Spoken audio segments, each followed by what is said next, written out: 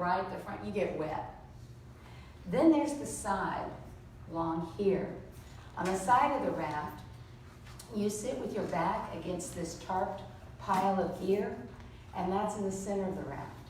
Moving backward toward the guides area, this area is a square area. This area doesn't get nearly as much spray, and so it's called the tea room. It's for people who are just along for the ride.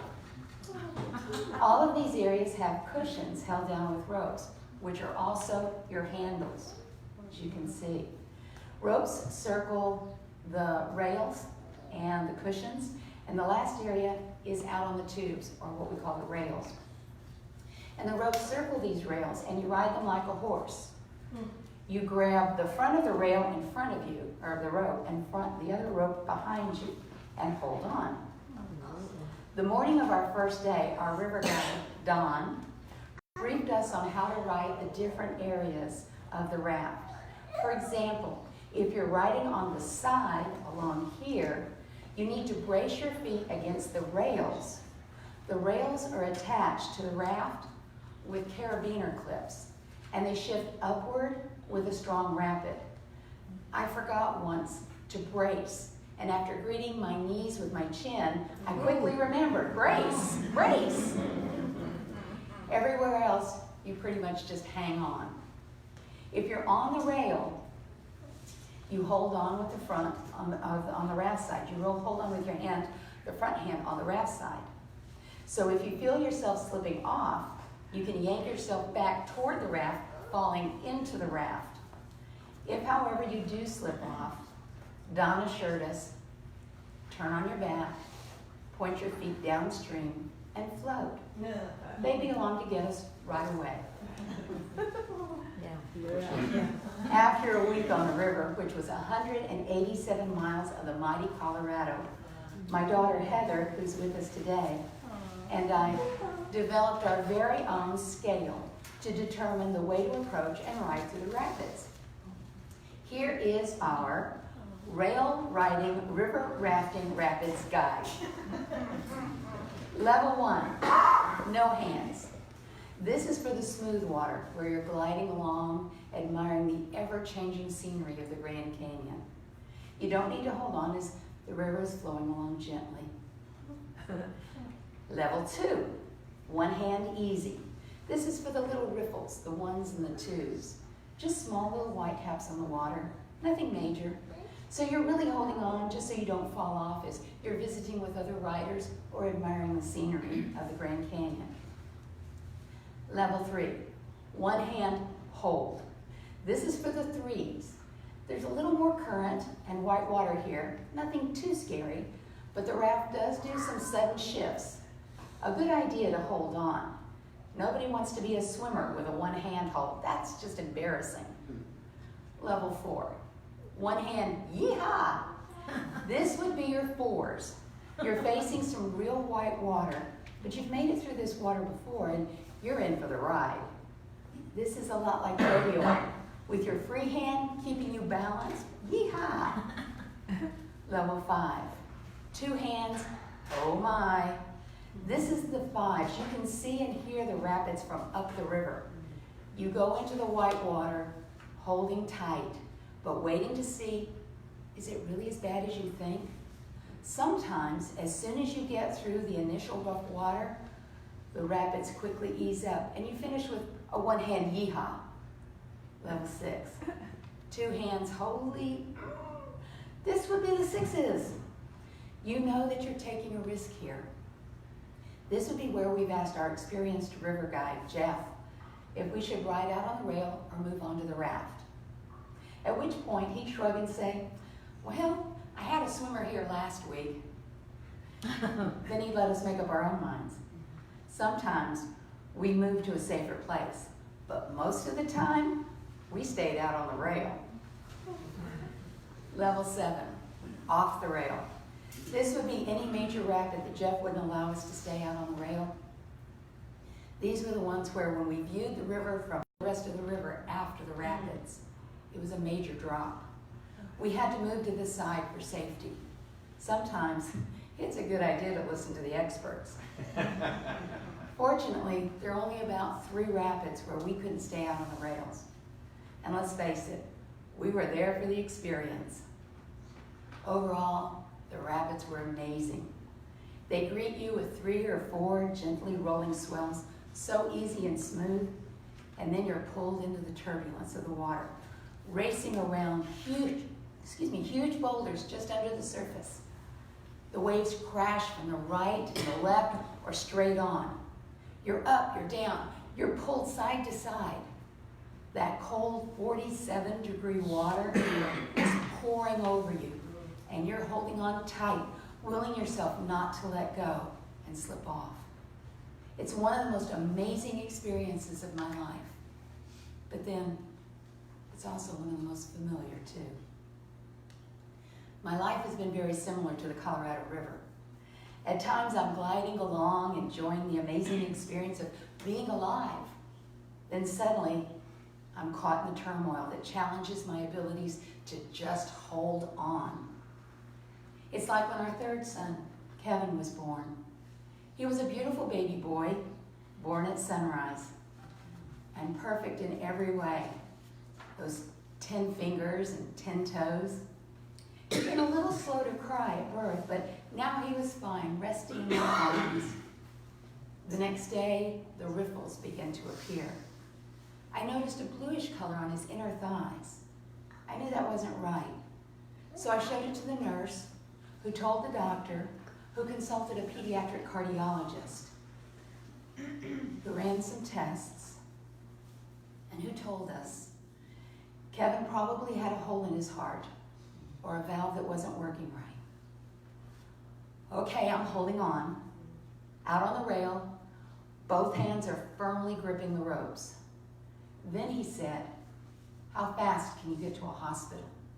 These kids go sour real fast." Okay, I've thrown myself into the raft. These rapids are way too much for the rails. I continued on this ride, this river of life's experiences. Soon, the rapids began to ease. By 4 months, Kevin's tests were all within normal limits. We were no hands rafting now, enjoying the view. Life continued, and we'd have our share of riffles and rapids. Then when Kevin was about 9, he fell off some playground equipment. The x-ray showed his heart was grossly enlarged. The river was picking up speed. I could see the white water and I was headed right for it. Kevin had to have a heart transplant. I'm on the side now, too much for the rails. I can't see the river on the other side of the rapids. But miracles happened, and Kevin got a perfect heart. The river wasn't quite perfect. As a matter of fact, there were quite a few one-hand yeehaw experiences, but we stayed with the raft. Then when he was 15, he was on his way to his next class at Pflugerville High School, and he collapsed and died. Heart rejection. I was thrown into the water. Now I could only remember roll on my back, point my feet downstream, and float. Someone would be there to get me. I was a swimmer now. I floated. I kept telling myself, someone will be here. Someone will get me through this. Friends came and family. I kept looking for the someone. Who would be there for me? I kept up the ride. I kept floating, trying to be there for everyone else, trying to help them through this. At night, I'd go take my bath. And as the water rushed into the tub, I'd cry and I'd sob where no one would hear me so that I could be strong for everyone else. Then, when I began to wonder if anyone would pull me out of the river, I realized I was out. I was on the raft, riding the rail again. No, it wasn't smooth water, but I was holding on. My heart had found the peace that came from realizing this was the life I was meant to experience.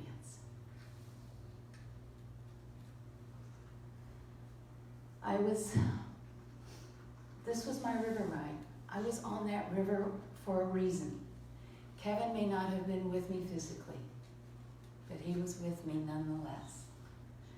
We've all had our swimmer experiences when life splashes us with the cold water of death, divorce, illness, or heartrending rapids.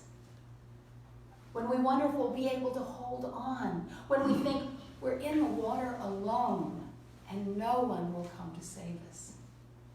We may fight the water. We may try to swim upstream. We tell everyone this is not the way we want our lives to be. We try to fix everything, to change people and the circumstances of our existence, when all we need to do is turn over, point your feet downstream, and float. Relationships can be so difficult. I've fought many rapids in the years I've been married.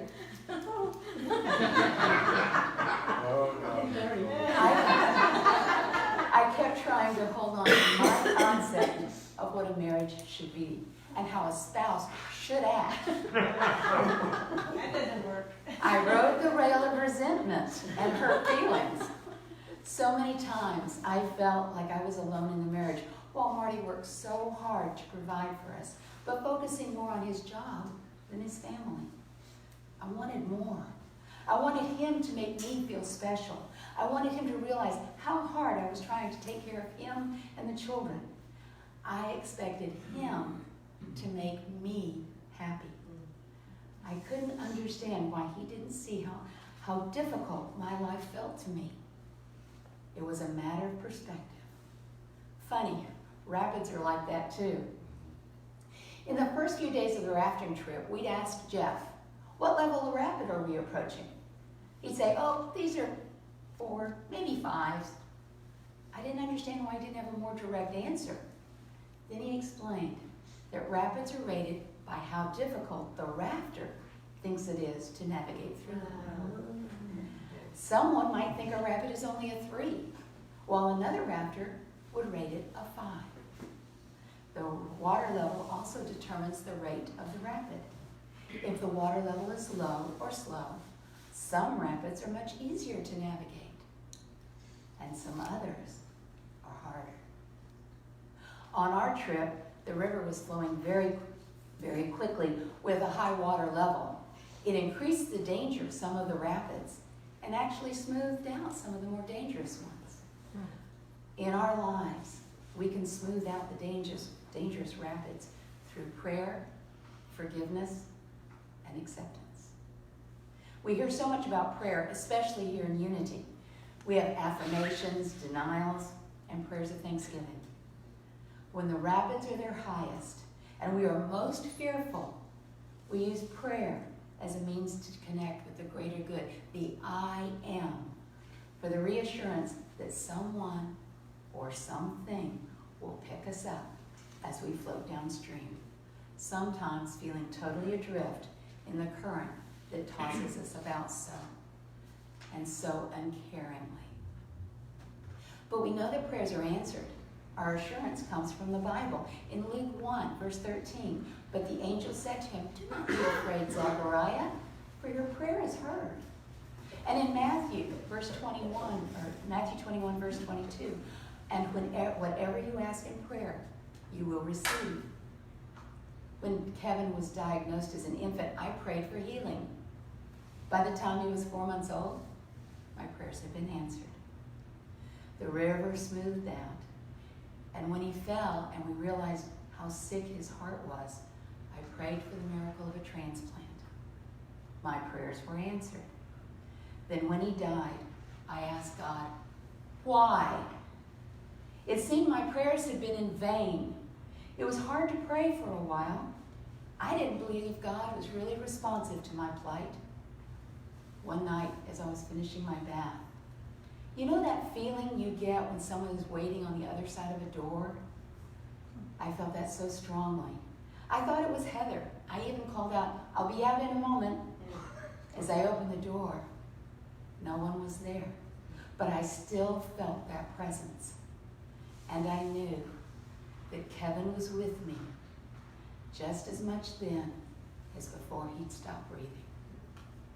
Then I knew too that God was still with me.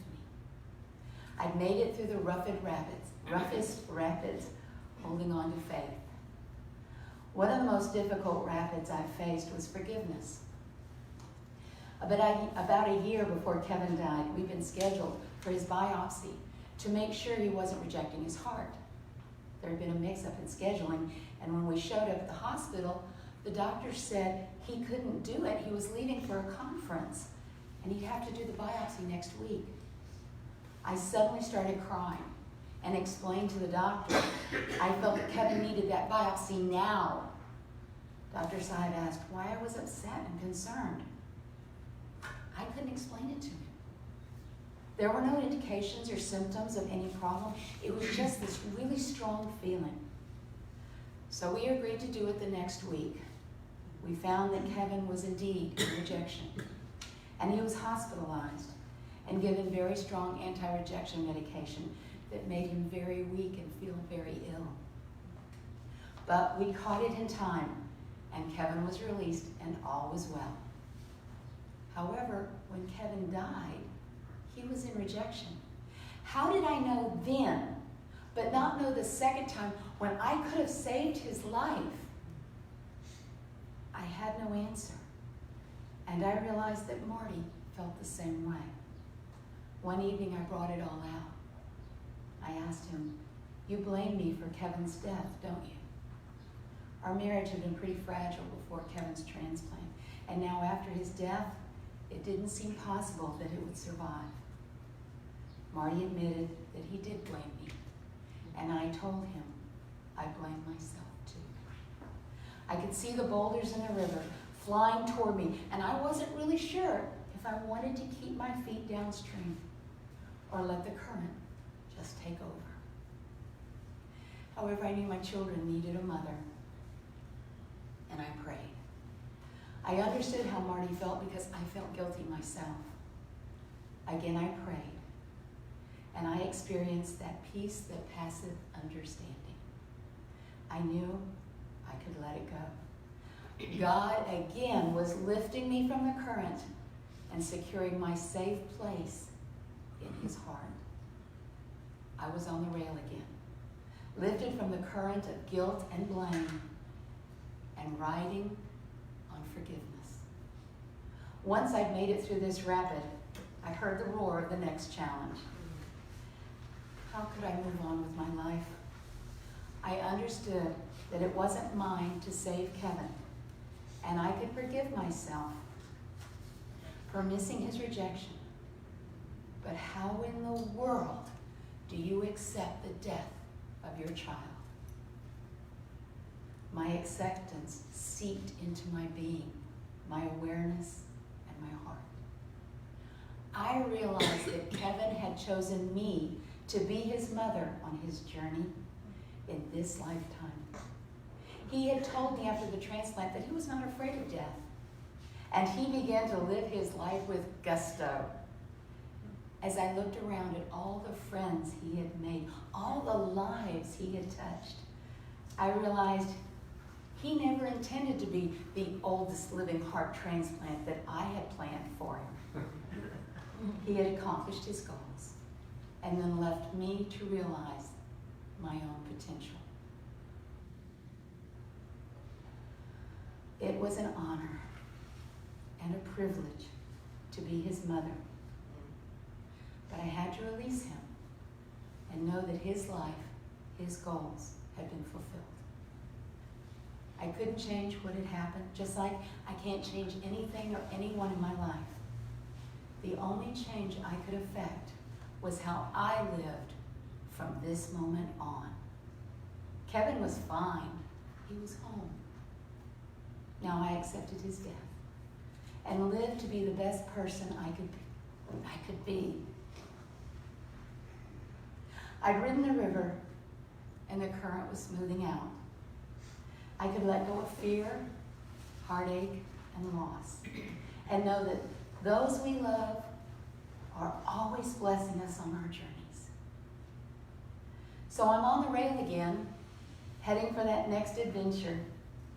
I'll hold on to the difficult times, But I know if I'm ever a swimmer, I'll roll on my back, point my feet downstream, and God will be along to save me and pull me out.